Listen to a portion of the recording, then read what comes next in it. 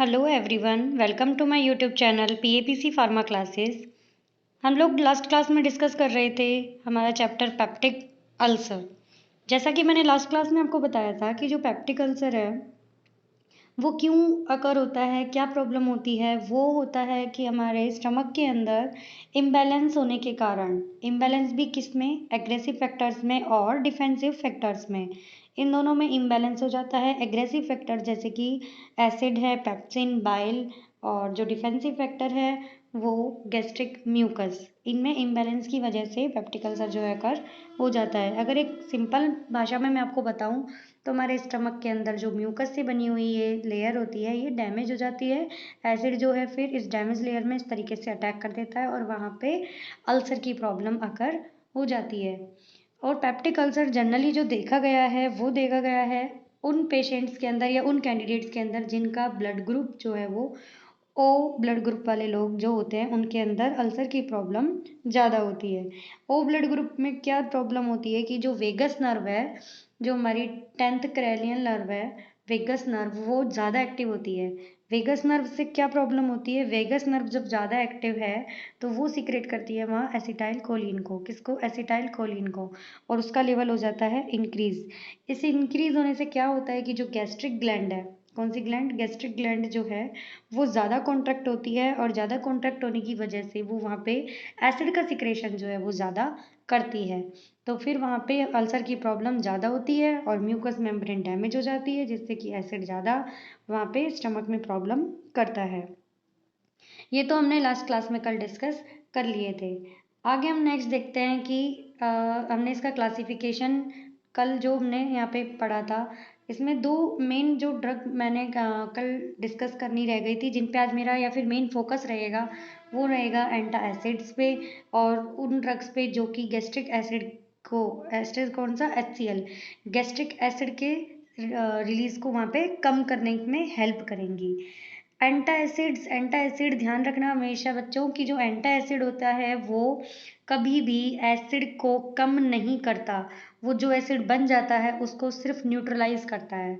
आई बात समझ में, जो एंटासिड्स होते हैं वो कभी भी एसिड को कम नहीं करेंगे, वो सिर्फ जो बन चुका है एसिड उसको वहाँ पे न्यूट्रलाइज करेंगे, ये काम होता है एंटासिड्स का।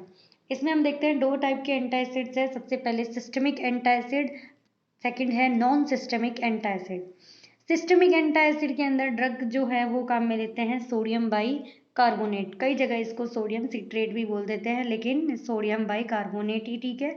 सोडियम बाई कार्बोनेट जो है सिस्टमिक एंटासिड की तरह काम करता है। सिस्टमिक जो वर्ड है, सिस्टमिक का मतलब होता है directly related to blood, directly related to blood. कैसे, जो हमारा स्टमक है, मान लीजिए ये स्टमक हमारा, ये यहाँ से इस तरीके से, यहाँ से हमने एंटासिड सोडियम बाई कार्बोनेट यहाँ पे लिया, सोडियम बाई कार्बोनेट के यहाँ पे आने से ये यहाँ पे क्या होगा, एब्जॉर्ब, यहाँ से स्टमक की जो वॉल है इससे यहाँ से एब्जॉर्ब हो जाएगा और आगे फर्दर ये ब्लड में पहुँच जाएगा।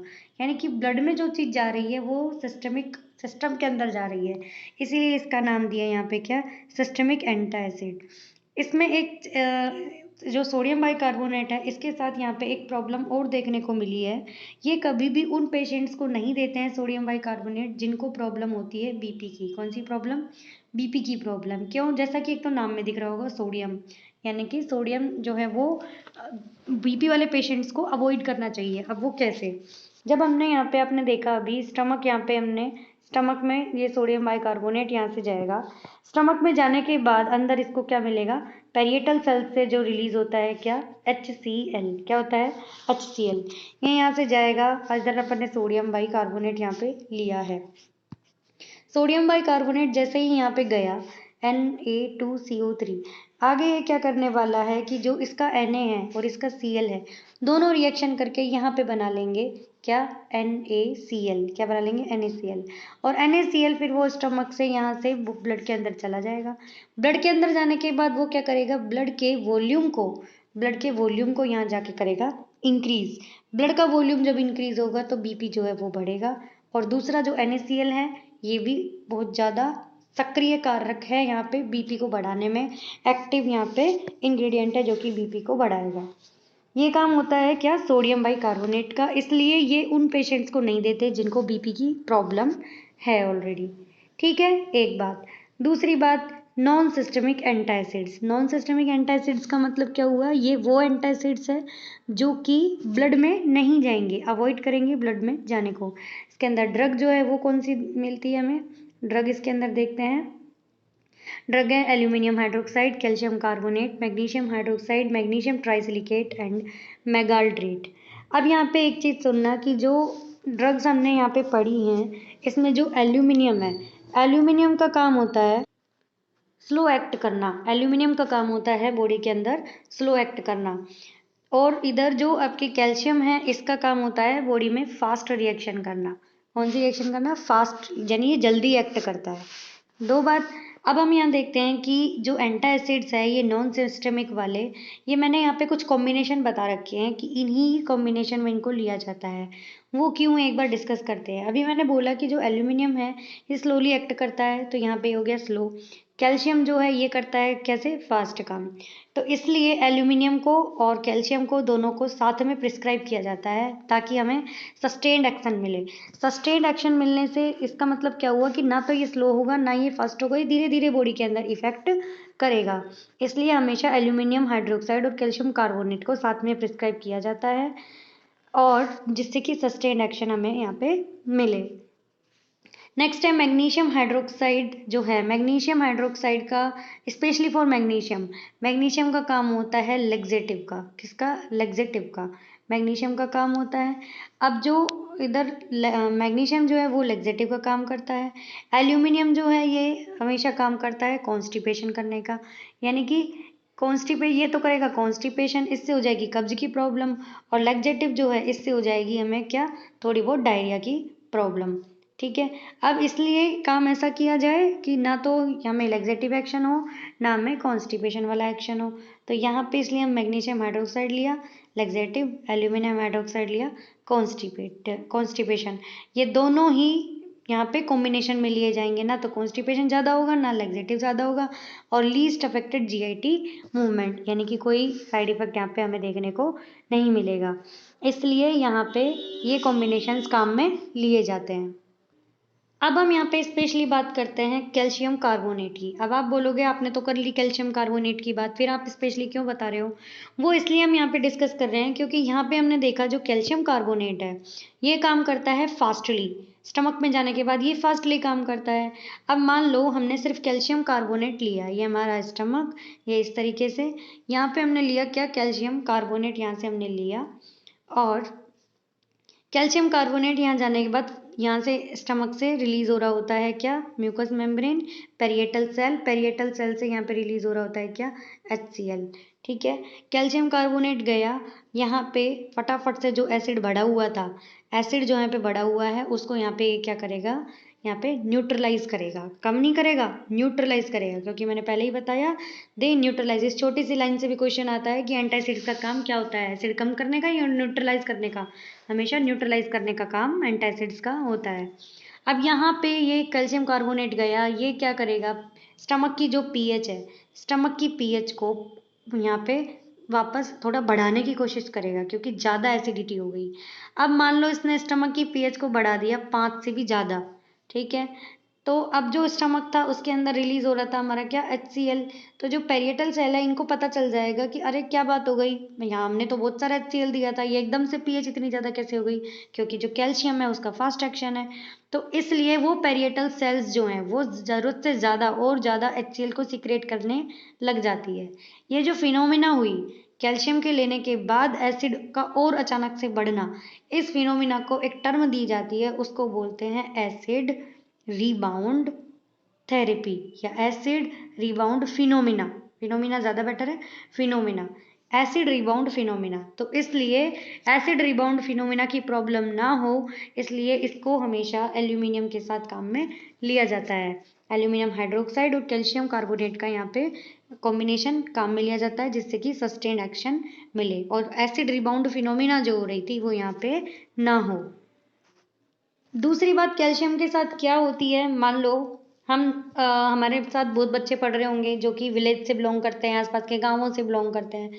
अगर जो गाँव वाले बैकग्राउंड के स्पेशली लोग हैं, वो क्या करेंगे, मान लो उनको एसिडिटी की प्रॉब्लम हुई, तो पहले के ज़माने में क्या किया जाता था बच्चों, जो ये फ्रीज में हमारा दूध रखा होता है ठंडा, इसको ले लिया जाता था, जिससे कि क्या है, एसिड की प्रॉब्लम जो है वहाँ पे अपने आप थोड़ी कम होती थी। ठीक है, लेकिन अब थोड़ा विश्वास इन चीज़ों पे कम होने लग गया, इसलिए प्रॉब्लम होते ही पहले हम जाते हैं कहाँ, डॉक्टर के पास। पहले कहाँ जाते हैं हम, डॉक्टर के पास, कि हमें भाई एसिडिटी की प्रॉब्लम हो रही है। अब मान लो डॉक्टर ने वहाँ पे दे दिया हमको कैल्शियम कार्बोनेट, कैल्शियम कार्बोनेट उसने दे दिया और उसने बोल दिया कि भाई इसको दूध के साथ आपको लेना है। ठीक है, किसके साथ, दूध के साथ इसको यहाँ पे लेना है। अब वहाँ पे जो गांव वाले बैकग्राउंड के हैं, उनके वहाँ पे क्या होता है, गाय भैंस बहुत सारी होती है और दूध का कोई घाटा नहीं होता, दूध कम नहीं होता, इसलिए वो ये सोचते हैं कि भाई डॉक्टर ने एक टाइम दूध पीने की कही है, दूध से लिए, तो हमारे पास जब है तो हम तो पूरे दिन लिए, फिर वो दिन में 4 टाइम दूध ही दूध पीता है। ठीक है, ताकि भाई डॉक्टर ने कही थी दूध से लेनी है तो और अच्छा एक्शन होगा। अब वो उनको ये थोड़ी ना पता है कि ऑलरेडी यहाँ पे हम कैल्शियम ले रहे हैं। अब जब दूध हम लोग पी रहे हैं तो दूध के अंदर भी कैल्शियम जो है वहाँ पे प्रेजेंट होता है।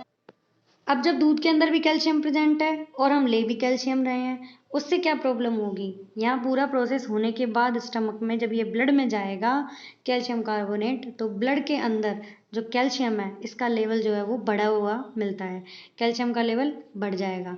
ठीक है, अब कैल्शियम का लेवल बढ़ने से एक डिफरेंट डिफरेंट टाइप के जो है इन्फेक्शन देखने को मिलेंगे। वो इन्फेक्शंस को सबको एक नाम दे दिया गया, वो इन्फेक्शंस को नाम दे दिया गया मिल्क एल्कली सिंड्रोम। कौन सा, मिल्क एल्कली सिंड्रोम, ये इनको नाम दे दिया गया। ये सिंड्रोम कैल्शियम की वजह से होता है। एसिड रिबाउंड फिनोमिना थी, वो कैल्शियम की फर्स्ट एक्शन की वजह से थी। तो ये दो चीज़ें स्पेशली विद कैल्शियम जो है वो अकर होती हैं। आई बात समझ में? इसलिए ये एंटासिड जो है, ध्यान रखना कि ये न्यूट्रलाइज करते हैं एसिडिटी को, ना कि एसिड को कम करते हैं। और इनका ये स्पेशल कॉम्बिनेशन है, उनको याद रखना। मैग्नीशियम जो है इसका 8% सोल्यूशन अगर वाटर के अंदर बना दिया जाए, ध्यान रखना, अब कैल्शियम की बात नहीं कर रही मैं, मैग्नीशियम की कर रही हूँ। इसका अगर 8% सोल्यूशन वाटर के अंदर बना दिया जाए तो उस सोल्यूशन का भी नाम होता है कि स्पेशल मिल्क ऑफ मैग्नीशिया। क्या होता है, मिल्क ऑफ मैग्नीशिया सॉल्यूशन का नाम होता है। मिल्क ऑफ मैग्नीशिया जो है वो क्या कहलाता है, 8% solution of magnesium hydroxide, magnesium hydroxide का 8% सॉल्यूशन वाटर के अंदर मिल्क ऑफ मैग्नीशिया कहलाता है। ध्यान रखना, एसिड रिबाउंड फिनोमिना अलग है, मिल्क एल्कली सिंड्रोम अलग है, मिल्क ऑफ मैग्नीशिया अलग है। मैग्नीशिया है इसलिए रिलेटेड टू मैग्नीशियम हाइड्रोक्साइड। ठीक है, अब मान लो बात करते हैं मिल्क एल्कली सिंड्रोम की, तो वो हमारा था किसके साथ, कैल्शियम के साथ, वो हमारा किसके साथ था, कैल्शियम के साथ। अब हम आगे देखते हैं, ये तो हुई हमारी एंटासिड्स की बात जो हमने पढ़ी थी। नेक्स्ट आगे देखते हैं कि ये है क्या, गैस्ट्रिक HCl रिलीज को कम करने वाली ड्रग्स। इसके अंदर भी डिफरेंट डिफरेंट टाइप की ड्रग काम में आती है। वो कौन कौन सी, वो ये वाली ड्रग है। सबसे पहले एंटीकोलिनर्जिक, H2 ब्लॉकर यानी कि हिस्टामाइन रिसेप्टर को ब्लॉक करने वाली, PPI इनिबिटर्स, इसको बोलते हैं प्रोटॉन पंप इनिबिटर, और PG डेरिवेटिव यानी कि प्रोस्टाग्लैंडिन डेरिवेटिव। कौन सी, प्रोस्टाग्लैंडिन डेरिवेटिव। इन सब का मैकेनिज्म समझने से पहले अपन एक जर्नल डायग्राम मैं आपको बताती हूँ कि जर्नल डायग्राम में मैं उसके थ्रू आपको क्या समझाना चाहती हूँ कि मान लो कि ये है हमारा स्टमक, इधर ये हमने बनाया हमारा स्टमक, जो कि शायद मेरा थोड़ा ये अजीब बनाऊंगी मैं, ठीक है, लेकिन आप लोग इसको समझ लेना। ये हमने बनाया यहाँ पे स्टमक। अब हमें पता है ये यहाँ से बनी हुई होती है म्यूकस की। अब हमें ये भी पता है कि स्टमक के अंदर HCl जो है किससे सीक्रेट होता है, पेरिएटल सेल से। HCl जो है किससे सीक्रेट होता है, पेरिएटल सेल से। पेरिएटल सेल जो है ये मैंने, मान लो यहाँ बहुत सारी हजारों में होती है पेरिएटल सेल, एक मैंने बना दी यहाँ पे बड़ी सेल, पेरिएटल सेल एक बड़ी सेल यहाँ पे मैंने बना दी। यहाँ से एक बार मैं इसको रिमूव कर देती हूँ ताकि हम और अच्छे से आगे आने वाली चीज़ों को समझ पाएँ। यहाँ से ये मैंने कर दिया रिमूव। अब ये हमारी जो पेरिएटल सेल मैंने एक बड़ी बनाई है, इसके यहाँ से ये क्या करती है, HCl को रिलीज, ये क्या करती है, एक हाइड्रोजन बॉडी के अंदर यहाँ पे रिलीज करती है, और यहाँ से एक पोटेशियम जो है उसका एक्सचेंज होता है। इस चीज़ को बोलते हैं हाइड्रोजन पोटेशियम एटीपेज। इसका एक इस तरीके से बोल सकते हैं, या तो हाइड्रोजन पोटेशियम पंप। ठीक है, और ये हाइड्रोजन जो है इसको हम क्या नाम से भी बोल सकते हैं, प्रोटॉन नाम से। कौन से नाम से, प्रोटोन नाम से, इसीलिए इसको बोला क्या, प्रोटोन पंप। कौन सा बोला, प्रोटोन पंप, यहाँ पे इसको हमने बोला। नेक्स्ट जो है इसके अंदर और पेरिएटल सेल के बारे में अगर मैं आपको बताऊं, यहाँ पे क्या प्रेजेंट होती है, यहाँ पे होती है जो हिस्टामीन के रिसेप्टर है वो भी प्रेजेंट है, ये इसी पे रहते हैं पेरिएटल सेल पे। हिस्टामीन रिसेप्टर कौन से, H2 रिसेप्टर। कौन से, H2 रिसेप्टर। जो ये H2 रिसेप्टर है हिस्टामीन, ये भी क्या करते हैं, जो ये प्रोटोन पंप अभी मैंने बताया, ये भी इसको एक्टिवेट करने का काम यहाँ पे करते हैं, ये भी इसको एक्टिवेट करने का काम करते हैं। ये जो पेरिएटल सेल है इस पर यहाँ पे जो पीजी डेरिवेटिव्स, यहाँ पे हमने लिखा हुआ है पीजी डेरिवेटिव्स, ये जो है प्रोस्टाग्लैंडिन, इसके डेरिवेटिव्स जो हैं ये भी मतलब प्रोस्टाग्लैंडिन का भी यहाँ पे रिसेप्टर प्रेजेंट होता है, लेकिन इसका काम एसिडिटी को बढ़ाने का नहीं होता। अभी तक हमने प्रोटोन पंप पढ़े, वो क्या कर रहे थे, यहाँ पे पेरिएटल सेल से H+ बढ़ा रहे थे, यानी एसिडिटी बढ़ रही थी। हिस्टामीन वाला पढ़ा, हिस्टामीन भी इसको एक्टिवेट कर रहा था, वो भी एसिडिटी बढ़ा रहा था।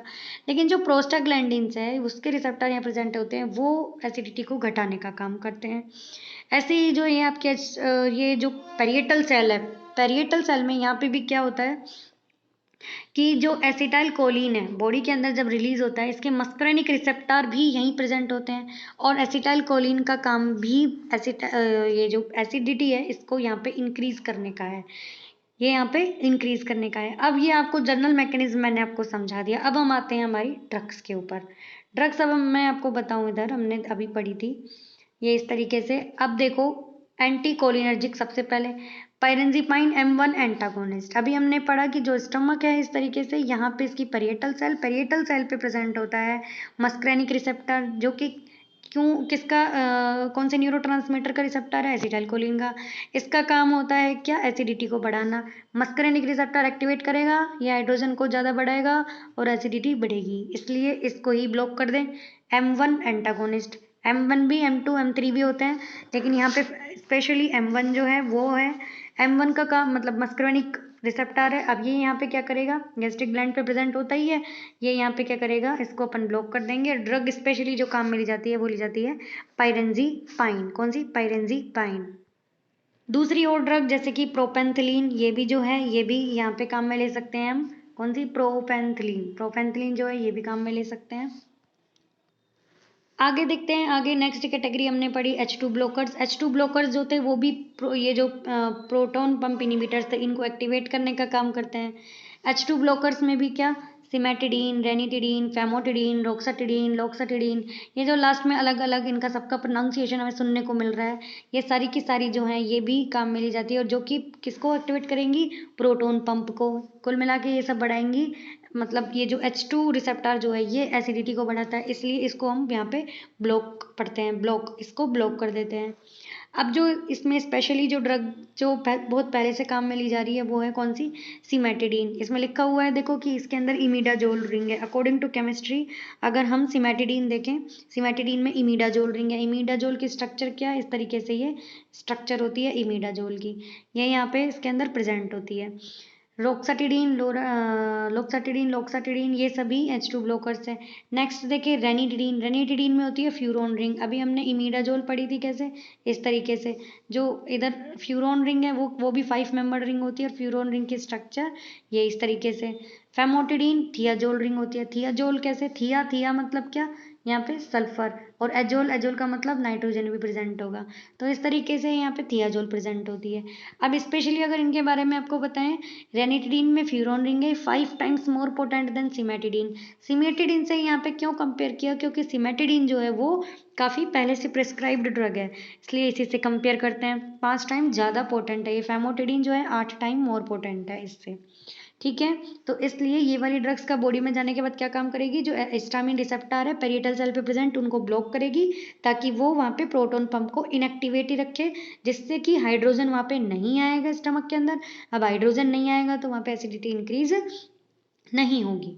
ओके, नेक्स्ट देखते हैं प्रोटोन पंप इनिबिटर्स। ये अभी आपको बता ही दिया मैंने, इस तरीके से यहाँ से हाइड्रोजन को इधर से यहाँ पे रिलीज करता है इन एक्सचेंज ऑफ पोटेशियम। यहाँ पे इसको हम यहाँ पे ब्लॉक कर देते हैं। इसमें ड्रग्स काम में आते हैं, ओमिप्राजोल, रेबिप्राजोल, पेंटोप्राजोल, ये इस तरीके से। यहाँ पे इसमें भी अलग प्रोनाउंसिएशन आ रहा है, तो ये क्या है, कोई रटने वाली बात नहीं होती, इनको समझना चाहिए।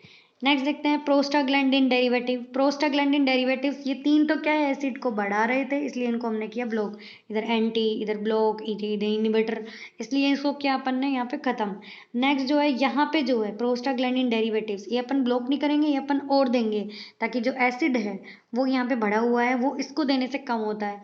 अब वो कैसे कम होता है, प्रोस्टाग्लैंडिन का क्या है, बॉडी के अंदर एक अलग मैकेनिज्म है।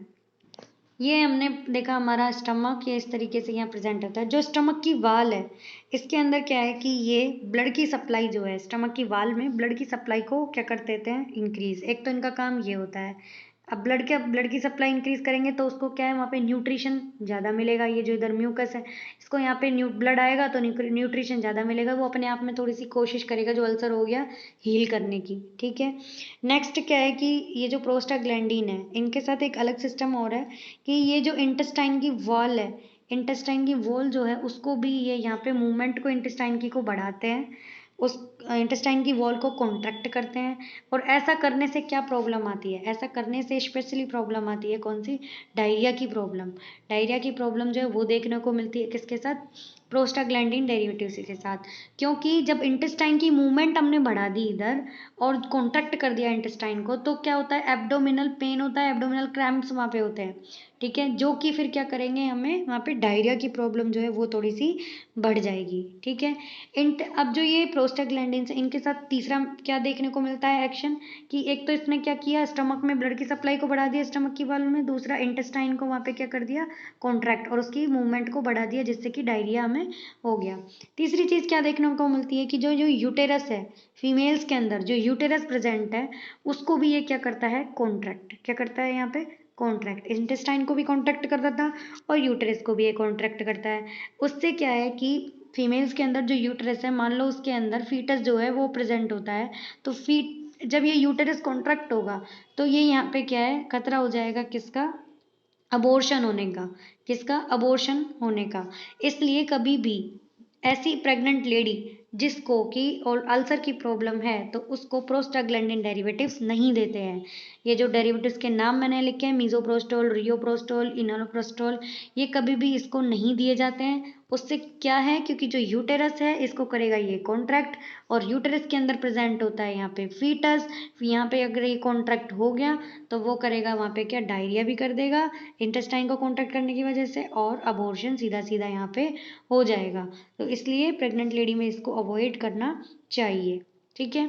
नेक्स्ट जो ड्रग्स थी ये तो हुए आज का जो हमने मेन फोकस देखा था इन ड्रग्स के लिए, कि एंटासिड्स थे जो कि यहाँ पे न्यूट्रलाइज कर रहे थे, सिस्टमिक नॉन सिस्टमिक।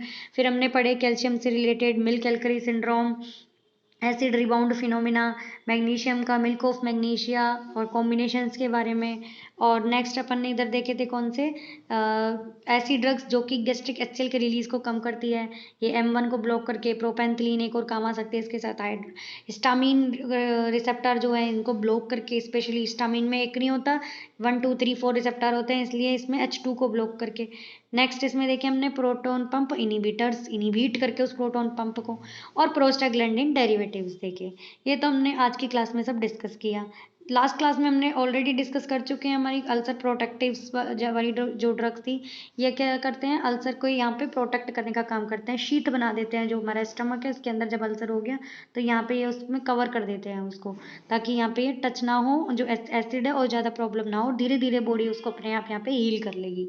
नेक्स्ट जो हमने कल देखी थी वो कौन सी ड्रग देखी थी, अल्सर हीलिंग ड्रग।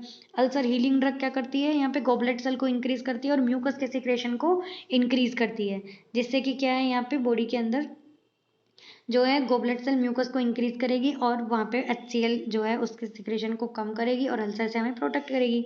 नेक्स्ट हमने पढ़ी थी ulcer protect antipyloric drug. Antipyloric drug Helicobacter pylori और कैम्पाइलोबैक्टर पाइलोरी, इनको जो है बैक्टीरिया को किल करने का काम करती है। और इसमें ड्रग थी क्लरिथ्रोमाइसिन, मेट्रोनिडाजोल, टेट्रासाइक्लिन, डिनिडाजोल।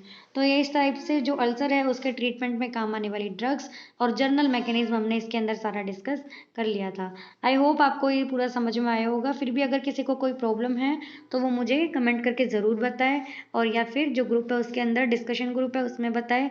आपकी जो भी प्रॉब्लम होगी, जो भी आपका डाउट होगा वो वहाँ पे मैं आपको क्लियर कर दूँगी। ओके, बाकी क्लास में नेक्स्ट क्लास में मिलते हैं हम नेक्स्ट चैप्टर के साथ। तब तक के लिए थैंक यू, धन्यवाद, जय हिंद, जय भारत।